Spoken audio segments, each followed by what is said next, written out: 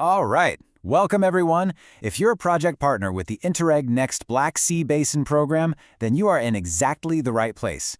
This is your go-to guide for everything communication and visibility. We're going to walk through all the key rules and guidelines to really help your project shine. Okay, so here's what we're going to cover. We've broken it all down into 5 easy-to-digest parts. We'll kick things off with why all this visibility stuff matters in the first place. Then, we'll get into your core responsibilities, mastering the visuals, nailing your events in social media, and finally, making sure you get it all right. Let's dive in. First things first, why are we even talking about this? Let's take a look at the big picture and see why these communication rules are so incredibly important, not just for your project, but for the entire programmee. What this really boils down to is connection. These guidelines make sure there's total transparency in how EU funds are being used. And, just as important, they help showcase the amazing value that comes from all of us working together across borders right here in the Black Sea Basin. So, the crucial point here isn't just about, ticking boxes on a checklist. Good communication is what proves the impact of all your hard work. It helps you share your results and builds this powerful story about the real positive change that you are creating.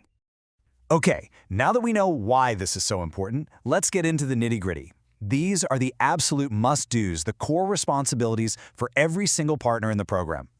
Every partner has to follow these 4 core steps. It's pretty straightforward. You got to add a project description to your website, include a funding statement on your documents, and make sure you've got on-site visibility, whether that's a poster or, for the bigger projects, a permanent plaque. It's all about consistently acknowledging the support your project is getting. And speaking of those plaques, here's a number you'll definitely want to remember: 100,000 euros. If the total cost of your project goes over this amount, then you need to have a permanent plaque or billboard up in a place where people can easily see it. All right, section 3. This is a big one. Getting the visuals right is absolutely crucial for a professional, unified look across the board. So let's do a deep dive into the program's brand identity rules. Okay, your main tool, your go-to, is the standard full-color logo you see there on the left. That should be what you use almost all the time. The black and white one on the right, that's just an alternative, and you should only use it when you really have to, like for a single-color printing where full color just isn't an option. Now this next rule is super important, and honestly, it's pretty simple. The logo always goes on a white or a light-colored background. If you absolutely have to put it on a dark or a busy photo, you must place it inside a white rectangular box. This keeps it clear and legible, and there are no exceptions to this one. You know how sometimes a blue on a screen looks totally different when it's printed on a brochure? Well, this is how we fix that. To keep the brand looking sharp and consistent everywhere, you have to use the exact brand colors. This table gives you all the official codes you need: CMYK for print and hex or RGB for all things digital. Okay, so when you're talking about what your project is actually doing, your specific objectives, the visual system has you covered with unique icons and colors. For example, if your project is contributing to a more competitive and smarter Europe, this is the icon you'll use. And in the same way, here's the icon for the second policy objective, which is all about creating a greener Europe. Using the right icon is a really quick, visual way to help people immediately understand what your project's all about. All right, let's talk fonts. To keep everything looking clean and consistent, your primary font for pretty much everything is Open Sans. If you want a little variety, you can use the serif font Volcorn. And hey, if for some reason you can't get those to work, your backup options are the classic, universal fonts Arial or Georgia. Let's shift gears and talk about something super important for your outreach: events and social media. This is where you get to tell your project's story to a much wider audience, so it's key to get it right. So you're planning an event. Awesome, but there are a few things you've got to do beforehand. First, give the Joint Secretariat a heads up at least 4 weeks in advance. Second, make sure all your materials, from banners to flyers, have the right program branding on them.